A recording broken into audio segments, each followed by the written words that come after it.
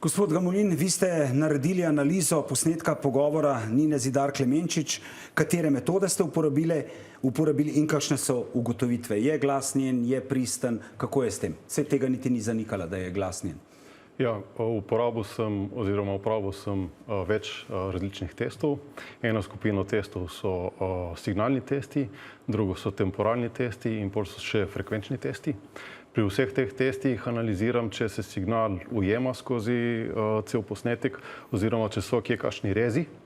In tukaj je več indikatorjev, ki bi pokazali, da je to. Recimo, en indikator je to, če se signal ne ujema, recimo, če je en ton visok, pa je drugi malo nižji, je tukaj že eno odstopanje. Pol recimo je tudi ta copy-paste, recimo se gleda, če je kje zlepljeno skupaj, se jasno vidi. En zelo močni indikator, ki ga pa tudi uporablja FBI, Europol in drugi forenzični laboratoriji, je pa prisotnost signala električnega omrežja, ki je pa za človeško uho neslišno, ampak ga pa mikrofon zajame. Ker električno omrežje ima nihanje 50 Hz in to nihanje je nekoliko drugačno za zelo malo niha in pač vsaka sekunda v vsakem dnevu je